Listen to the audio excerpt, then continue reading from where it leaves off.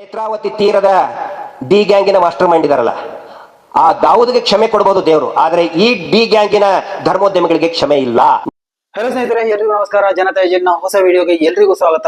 ಇವತ್ತೊಂದು ಹೊಸ ಮಾಹಿತಿ ಅಂದ್ರೆ ಒಂದು 5 ದಿವಸಗಳ ಒಂದು ವಾರಗಳ ಮೊದಲು ಜನಾಂದೋಲನ ಸಭೆಯಲ್ಲಿ ಗಿರೀಶ್ ಮಠನ್ ಅವರು ಒಂದು ಹೇಳಿಕೆಯನ್ನು ನೀಡಿದ್ರು. ಆ ಒಂದು ಹೇಳಿಕೆ ವಿಚಾರವಾಗಿ ಸಾಮಾಜಿಕ ಜಾಲತಾಣಗಳಲ್ಲಿ ಒಂದು ಚರ್ಚೆ ನಡೆಯುವುದು ನೋಡಲಿಕ್ಕೆ ಸಾಧ್ಯವಾಯಿತು. ಸೊ ಆ ಒಂದು ಮಾಹಿತಿನ ನಿಮ್ಮ ಮುಂದೆ ಹೇಳಿಕೆ ಹೋಗ್ತೀನಿ, ಕೊನೆವರೆಗೂ ನೋಡಿ. ನಿಮ್ಮ ಅಭಿಪ್ರಾಯಗಳನ್ನ ಕಮೆಂಟ್ ಮಾಡೋಕೆ ಮರಿಬೇಡಿ. ಉಪಯುಕ್ತ ಅನಿಸಿದರೆ ಶೇರ್ ಮಾಡಿ. ಜನತಾ ಏಜೆಂಟ್ ಸಬ್ಸ್ಕ್ರೈಬರ್ ಆಗಿರಿ. ಸ್ನೇಹಿತರೆ, ಎಲ್ಲಾ ದಿವಸಗಳಂತೆ ಕೆಲವೊಂದು ಮಾಹಿತಿಗಳನ್ನ ಅಪ್ಡೇಟ್ಸ್ ಗಳನ್ನ ಹೊತ್ತುಕೊಂಡು ಜನತಾ ಏಜೆಂಟ್ ದಿನನಿತ್ಯವೂ ನಿಮ್ಮ ಮುಂದೆ ಬರ್ತಾ ಇದೆ. ಸೊ ಇದರಿಂದಾಗಿ ನಿಮಗೆ ಉಪಯುಕ್ತ ಮಾಹಿತಿಗಳು ಲಭ್ಯವಾಗ್ತಾ ಇದ್ರೆ ದಯವಿಟ್ಟು ನಮ್ಮ ಚಾನೆಲ್ ಅನ್ನ ಸಬ್ಸ್ಕ್ರೈಬ್ ಮಾಡೋಕೆ ಮರಿಬೇಡಿ. ಯಾಕಂದ್ರೆ ಮುಂದೆ ನೀಡುವಂತಹ ಅಪ್ಡೇಟ್ ಗಳು ನಿಮಗೆ ನೋಟಿಫಿಕೇಶನ್ ಆಗಿ ಲಭಿಸಲು ಅಲ್ಲಿ ಇರುವಂತಹ ಬೆಲ್ ಐಕಾನ್ ಅನ್ನ ಪ್ರೆಸ್ ಮಾಡ್ಕೊಳ್ಳಿ. ಸ್ನೇಹಿತರೆ, ಒಂದು ವಾರಗಳ ಮೊದಲು ಸೌಜನ್ಯ ಹೋರಾಟದ ನಡುವೆ ಡಿ ಗ್ಯಾಂಗ್ ವಿಚಾರವಾಗಿ ಗಿರೀಶ್ ಮಠನ್ ಅವರು ದಾವೂದ್ ಇಬ್ರಾಹಿಂ ಅವರಿಗೆ ಹೋಲಿಕೆ ಮಾಡಿ ಒಂದು ಪ್ರಸ್ತಾವನೆಯನ್ನ ನಡೆಸಿದ್ರು. ಅಂದ್ರೆ ದೇವರು ಕೆಲವೊಮ್ಮೆ ಈ ದಾವೂದ್ ಇಬ್ರಾಹಿಂ ಅನ್ನ ಬೇಕಾದ್ರೂ ಕ್ಷಮಿಸಬಹುದು, ಆದ್ರೆ ಡಿ ಗ್ಯಾಂಗ್ ಗ್ರೂಪ್ ಅನ್ನ ಕ್ಷಮಿಸಲ್ಲ ಅನ್ನುವಂತಹ ಒಂದು ಹೇಳಿಕೆಯನ್ನು ಕೊಟ್ಟಿದ್ರು. ಸೊ ಅದರ ವಿರುದ್ಧವಾಗಿ ಕೆಲವೊಂದು ಪರ ವಿರೋಧ ಚರ್ಚೆಗಳು ಆರಂಭವಾಗಿದ್ದವು. ಯಾಕಂತಂದ್ರೆ ದಾವೂದ್ ಇಬ್ರಾಹಿಂ ಓರ್ವ ಅಂದ್ರೆ ಇಂಟರ್ನ್ಯಾಷನಲ್ ಕ್ರಿಮಿನಲ್, ಆ ಒಂದು ಕ್ರಿಮಿನಲ್ಗೆ ಡಿ ಗ್ಯಾಂಗ್ ಗ್ರೂಪ್ ಅಥವಾ ಧರ್ಮಸ್ಥಳವನ್ನ ಹೋಲಿಕೆ ಮಾಡಿದ್ದು ಸರಿಯೇ ತಪ್ಪು ಅನ್ನುವಂತಹ ಒಂದು ವಿಚಾರದಲ್ಲಿ ಚರ್ಚೆಗಳು ನಡೀತಾ ಇತ್ತು. ಆದ್ರೆ ಒಂದು ವ್ಯಕ್ತ ಮಾಹಿತಿ ಏನಂತಂದ್ರೆ, ಅದು ಹೇಳಿದ್ದು ಅಂದ್ರೆ ಸೌಜನ್ಯ ವಿಚಾರಕ್ಕೆ ಸಂಬಂಧಪಟ್ಟಂತೆ ಇಲ್ಲಿಯ ವಿಚಾರ ಅಲ್ಲ. ಅಂದ್ರೆ ದೇವರು ಎಲ್ಲಾದ್ರೂ ಕ್ಷಮೆ ನೀಡ್ತಿದ್ರೆ ದಾವೂದ್ ಇಬ್ರಾಹಿಮನಿಗೂ ಬೇಕಾದ್ರೂ ಕ್ಷಮೆ ನೀಡಬಹುದು, ಆದ್ರೆ ಡಿ ಗ್ಯಾಂಗ್ ಗ್ರೂಪಿಗೆ ಕ್ಷಮೆ ನೀಡಲ್ಲ. ಯಾಕಂತಂದ್ರೆ ನಾವು ಇಲ್ಲಿ ನೋಡ್ಬೇಕಾದಂತಹ ಒಂದು ವಿಚಾರ ಬಹಳಷ್ಟು ಪ್ರಾಮುಖ್ಯತೆಯನ್ನು ಪಡೆದುಕೊಳ್ಳುವಂತಹ ಒಂದು ವಿಚಾರ.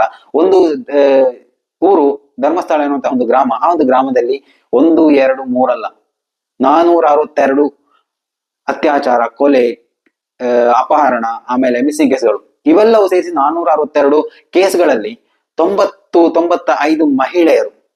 ಅರ್ಥ ಮಾಡ್ಕೊಳ್ಳಿ, 95 ಮಹಿಳೆಯರು. ಅದರಲ್ಲೂ 25 ಯುವತಿಯರು, ಅಂದ್ರೆ 17, 16, 18, 20 ಒಳಗಿನ ಯುವತಿಯರು ಮಿಸ್ಸಿಂಗ್ ಆಗಿದ್ದಾರೆ. ಅದರಲ್ಲಿ ಹಲವಾರು ದಂಪತಿಗಳು ಇದ್ದಾರೆ, ವೃದ್ಧರು ಇದ್ದಾರೆ. ಹಲವಾರು ವಿಚಾರಗಳಲ್ಲಿ ಬರೀ ಈ ಒಂದು ಹೆಣ್ಣು ಮಕ್ಕಳ ವಿಚಾರ ಮಾತ್ರ ಅಲ್ಲ, ಭೂ ಕಬಳಿಕೆ ವಿಚಾರದಲ್ಲಿ ಹಲವಾರು ಮಿಸ್ಸಿಂಗ್ ಕೇಸ್ಗಳು ಅಲ್ಲಿ ನಡೆದಿವೆ. ಅಂದ್ರೆ ಭೂ ಕಬಳಿಕೆ ವಿಚಾರ ಇವಾಗ ಬರ್ತಾ ಇದೆ. ಅಂದ್ರೆ ಭೂ ಕಬಳಿಕೆ ವಿಚಾರದಲ್ಲಿ ಬಡವರನ್ನ, ಮುಗ್ಧರನ್ನ ಅಲ್ಲಿಂದ ಧರ್ಮಸ್ಥಳದಿಂದ ಓಡಿಸುವಂತಹ ಹಲವಾರು ಪ್ರಯತ್ನಗಳು ನಡೀತಾ ಇತ್ತು. ಇವಾಗ್ಲೂ ನಡೀತಾ ಇದೆಯಾ ಗೊತ್ತಿಲ್ಲ, ಆದ್ರೆ ಇದಕ್ಕೆ ಈ ಸೌಜನ್ಯ ವಿಚಾರ ಬರುವ ಟೈಮ್ ವರೆಗೆ ಅಂತಹ ಪ್ರಕರಣಗಳು ನಡೆದ ವಿಚಾರವಿದೆ. ಮಾವುತ ಕೊಲೆ ಪ್ರಕರಣ ನಾವು ನೋಡ್ಬೋದು.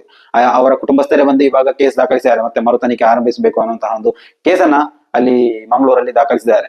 ಮಾವುತ ಪ್ರಕರಣ ಇರ್ಬೋದು, ಪದ್ಮಲತಾ ಪ್ರಕರಣ ಇರ್ಬೋದು, ವೇದವಲ್ಲಿ ಪ್ರಕರಣ ಇರ್ಬೋದು.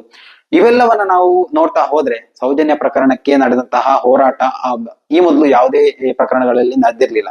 ವೇದವಲ್ಲಿ ಪ್ರಕರಣ, ಪದ್ಮಲತಾ ಪ್ರಕರಣ ಹೆಚ್ಚು ಸುದ್ದಿ ಆಗಿತ್ತಾದ್ರೂ ಇಂತಹ ಹೋರಾಟಗಳು ಅಲ್ಲಿ ನಡೀತಾ ಇರಲಿಲ್ಲ. ಯಾಕಂತಂದ್ರೆ ಇವೆಲ್ಲ ಹೋರಾಟಗಳನ್ನ ನಡೆಸುವುದಕ್ಕಿಂತ ಮೊದಲೇ ಅವುಗಳನ್ನ ಹತ್ತಿಕ್ಕುವಂತಹ ಶ್ರಮಗಳು ಅಲ್ಲಿ ನಡೀತಾನೆ ಇತ್ತು. ಸೊ ಆದ್ರಿಂದಾಗಿ ಅಲ್ಲಿ ನಡೀತಾ ಇದ್ದಂತಹ ನೀಚ ಕೃತ್ಯಗಳ ಕುರಿತು ಹಲವಾರು ಹೋರಾಟಗಾರರು ಸಾಮಾಜಿಕ ಜಾಲತಾಣಗಳಲ್ಲಿ ಬಹಿರಂಗವಾಗಿ ಒಂದು ವಿಚಾರದಲ್ಲಿ ಹೇಳಿಕೆ ಕೊಡ್ತಾ ಇದ್ರು. ಈ ಅತ್ಯಾಚಾರವನ್ನು ಸೌಜನ್ಯ ಪ್ರಕರಣದ ಬೆನ್ನಲ್ಲೇ ಆ ಒಂದು ಸಂತೋಷ್ ರಾವ್ ಏನು ಖುಲಾಸೆಗೊಂಡಿದ್ರು, ಅದರ ಬೆನ್ನಲ್ಲೇ ದೊಡ್ಡ ಮಟ್ಟದ ಹೋರಾಟ ನಡೀತದಂತಹ ಸಂದರ್ಭದಲ್ಲಿ ಮಹೇಶ್ ಶೆಟ್ಟಿ ತಿಮರೋಡಿ ಅವರೇ ಯಾರೆಲ್ಲ ಆರೋಪಿಗಳು ಅಂತ 4 ಜನರ ಹೆಸರುಗಳನ್ನ ಧೈರ್ಯವಾಗಿ ಹೊರಗಡೆ ಹೇಳಿದ್ರು. ಸಾಮಾಜಿಕವಾಗಿ ಅಂದ್ರೆ ಎಲ್ಲಾ ಚಾನೆಲ್ಗಳು ಆ ಒಂದು ವಿಡಿಯೋವನ್ನ ಅವ್ರ ಜೊತೆ ಬೈಟ್ ತಗೊಂಡಿದ್ವು, ಮಾತ್ರ ಪ್ರಸಾರವನ್ನು ಮಾಡಿದ್ರು. ಆ ಒಂದು ಟೈಮಲ್ಲಿ ಆ ಎಲ್ಲಾ ಪ್ರಕರಣ ನೋಡಿದ್ರೆ ಎಲ್ಲಾ ಹೆಸರುಗಳು ಬಹಿರಂಗ ಪಡಿಸಿದ್ದು ಮಾತ್ರವಲ್ಲದೆ, ಆ ಬಹಿರಂಗಪಡಿಸಿದ ಹೆಸರುಗಳು ಅಂದ್ರೆ ನಾನು ಇವಾಗ ಅಪರಾಧಿ ಅಲ್ಲ ಅಂತಿದ್ರೆ ಆ ವಿಚಾರಗಳ ಬಗ್ಗೆ ಕಂಪ್ಲೇಂಟ್ ಕೊಡ್ಬೋದಿತ್ತು, ಮಾನನಷ್ಟ ಮೊಕದ್ದಮೆಗಳನ್ನು ಕೊಡ್ಬೋದಿತ್ತು. ಇದು ಯಾವುದೇ ಕ್ರಮವನ್ನ ಮಾಡದೆ ಇಲ್ಲಿ ಇವರು ಮಾಡ್ತಾ ಇದ್ದ ಆಣೆ ಪ್ರಮಾಣಗಳ ವಿಚಾರವಾಗಿ ಆಣೆ ಪ್ರಮಾಣಗಳನ್ನ ಮಾಡ್ಲಿಕ್ಕೆ ಹೋದ್ರು. ತಮ್ಮ ಮೇಲೆ ಇಷ್ಟೊಂದು ಗಂಭೀರವಾದಂತಹ ಆರೋಪಗಳು ಬರ್ತಾ ಇದೆ, ಆ ಆರೋಪಗಳನ್ನ ಮೆಟ್ಟಿ ನಿಂತು ಕಾನೂನು ವ್ಯವಸ್ಥೆಯಲ್ಲಿ ಹೋರಾಡಬೇಕಾದಂತಹ ಜನಗಳು ಆಣೆ ಪ್ರಮಾಣಗಳ ಮುಖಾಂತರ ಜನರನ್ನ ಬಾಯಿ ಮುಚ್ಚಿಸುವ ಪ್ರಯತ್ನಕ್ಕೆ ಕೈ ಹಾಕ್ತಾ ಇದ್ದು. ಇದು ನಾವು ವಿಚಾರ ನಡೆಸಲೇಬೇಕಾದಂತಹ ಒಂದು ವಿಷಯ. ಯಾಕಂತಂದ್ರೆ ಆ ಒಂದು ವಿಚಾರವಾಗಿ ಆಗಿತ್ತು ಈ ಒಂದು ಗಿರೀಶ್ ಮಠನ್ ಅವರು ಡಿ ಗ್ಯಾಂಗ್ ಗ್ರೂಪ್ ಮತ್ತು ದಾವೂದ್ ಇಬ್ರಾಹಿಂ ನಡುವೆ ಆ ಒಂದು ಲಿಂಕ್ ಕಲ್ಪಿಸಲಿಕ್ಕೆ ಬಂದಂತಹ ಒಂದು ವಿಚಾರ. ಡಿ ಗ್ಯಾಂಗ್ ಗ್ರೂಪ್ ವಿಚಾರವಾಗಿ ಲಾಸ್ಟ್ ಟೈಮ್ ಒಂದು ವಿಡಿಯೋ ಮಾಡಿದೆ. ಯಾಕಂತಂದ್ರೆ ಈ ಧರ್ಮಸ್ಥಳ ಪ್ರವೇಶ ಮಾಡುವಂತಹ ಸಿಂಗಲ್ ಅಂದ್ರೆ ನವ ದಂಪತಿಗಳಿರ್ಬೋದು ಅಥವಾ 2, 3 ಹೋಗುವಂತಹ ಅಂತ ಫ್ಯಾಮಿಲೀಸ್ ಇರ್ಬೋದು, ಅವರನ್ನೇ ಕೇಂದ್ರೀಕರಿಸಿ ಇವರಿಂದ ದೊಡ್ಡ ಮಟ್ಟದ ಒಂದು ದಂಧೆಯಲ್ಲಿ ನಡೀತಾ ಇದೆ. ಅಲ್ಲಿ ಕೆಲವೊಂದು ಸನ್ನಿವೇಶಗಳನ್ನ ಪರಿಚಯಿಸ್ತಾರೆ, ಅಂದ್ರೆ ಗೊತ್ತಿರುವವರು, ಅನುಭವ ಇರುವವರು, ಹೇಳಲಿಕ್ಕೆ ಭಯ ಆಗುವವರು ಇದುವರೆಗೂ ಯಾವುದೇ ವಿಚಾರಗಳನ್ನ ಪ್ರಸ್ತಾಪ ಮಾಡ್ತಾ ಇರಲಿಲ್ಲ. ಆದ್ರೆ ಇವಾಗ ಒಂದೊಂದೇ ಪ್ರಕರಣಗಳು ಬಾಲ ಬಿಚ್ಚುತ್ತಾ ಬರ್ತಾ ಇವೆ. ಯಾಕೆ ಹೇಳ್ಬೇಕು, ಇವಾಗ ಒಂದು ವಾರಗಳ ನಡುವೆ ಈ ಏನು ಸೌಜನ್ಯ ಪ್ರಕರಣದಲ್ಲಿ ತನಿಖೆ ನಡೆಸಿದಂತಹ ಯೋಗೇಶ್ ಕುಮಾರ್ ಇರ್ಬೋದು, ರಶ್ಮಿತಾ ಡಾಕ್ಟರ್ ಇರ್ಬೋದು, ಆದಮ್ ಡಾಕ್ಟರ್ ಇರ್ಬೋದು, ಇವೆಲ್ಲರ ಕುರಿತಾದಂತಹ ಒಂದೊಂದೇ ಮಾಹಿತಿಗಳನ್ನ ಸೌಜನ್ಯ ಪರ ಹೋರಾಟಗಾರರು ಕಲೆ ಹಾಕ್ತಾ ಇದ್ದಾರೆ. ಮಾತ್ರ ಅಲ್ಲ, ಅವುಗಳನ್ನ ಕಾನೂನಿನ ಮುಂದೆ ಕೊಡ್ತಾನೂ ಇದ್ದಾರೆ. ಮಾತ್ರವಲ್ಲ, ಒಂದೊಂದೇ ಪ್ರಕರಣಗಳಲ್ಲೂ ಕೇಸು ದಾಖಲಾಗ್ತಾ ಇದೆ. ಈ ಯೋಗೇಶ್ ಕುಮಾರ್ ಅವರಿಗೆ ಲೋಕಾಯುಕ್ತದ ಮೇಲೆ ಯಾವ ರೀತಿಯಲ್ಲಿ ಕೇಸ್ ದಾಖಲಿಸಿದ್ರು ಬೇನಾಮಿ ಆಸ್ತಿಯ ವಿಚಾರವಾಗಿ, ಅದೇ ರೀತಿ ರಶ್ಮಿತಾ ಮೇಲೂ ದಾಖಲಿಸುವಂತಹ ವಿಚಾರ ನಡೀತಾ ಇರುವಾಗಲೇ ರಶ್ಮಿತಾ ಅವರ ಗಂಡ ಬಂದ್ಬಿಟ್ಟು ಪತ್ರಿಕಾಗೋಷ್ಠಿ ನಡೆಸಿಬಿಟ್ಟು ನಮ್ಮ ಭಾಗದಲ್ಲಿ ಯಾವುದೇ ತಪ್ಪಿಲ್ಲ, ಈ ಪೋಸ್ಟ್ ಮಾರ್ಟಮ್ ಮಾಡಿದ್ದು ನನ್ನ ಪತ್ನಿಯೇ ಅಲ್ಲ ಅನ್ನುವಂತ ಒಂದು ವಿಚಾರವನ್ನ ಕಳೆದ ದಿನವಷ್ಟೇ ಪತ್ರಿಕಾಗೋಷ್ಠಿಯಲ್ಲಿ ಪ್ರಸಾರ ಮಾಡಿದ್ರು. ಇವೆಲ್ಲ ಆಗು ಹೋಗುಗಳು ನಾವು ನೋಡ್ತಾ ಇದ್ರೆ ತಪ್ಪು ಎಲ್ಲೋ ನಡೀತಾ ಇದೆ. ಯಾವುದೇ ಭಾಗದಲ್ಲಿ ತಪ್ಪು ನಡೆದಿದೆ ಅದನ್ನ ಮಣ್ಣು ಮಾಡೋಕೆ ಪ್ರಯತ್ನಿಸಿದಷ್ಟು ಅದು ಮತ್ತೆ ಮತ್ತೆ ಜನಗಳ ಮುಂದೆ ತೆರೆದಿಡ್ತಾ ಇದೆ, ತೆರೆದು ಹೋಗ್ತಾ ಇದೆ ಅನ್ನುವಂತಹ ಒಂದು ವಿಚಾರ ನಮಗೆ ಗೊತ್ತಾಗುತ್ತೆ. ಸೊ ಅದರಿಂದಾಗಿ ಇನ್ನು ಕಡಿಮೆ ದಿವಸ, ಹೆಚ್ಚಿನ ದಿವಸಗಳು ಬೇಕಿಲ್ಲ ಈ ಒಂದು ವಿಚಾರಕ್ಕೆ, ಈ ಒಂದು ಪ್ರಕರಣಕ್ಕೆ ಇತ್ತಿಷ್ಟಿ ಹಾಡುವಂತಹ ದಿವಸಗಳು ಕಣ್ಣ ಮುಂದೆ ಬೆರಳೆಣಿಕೆ ದಿವಸಗಳಲ್ಲಿ ನಮಗೆ ಕಾಣಸಿಗ್ಲಿಕ್ಕಿದೆ.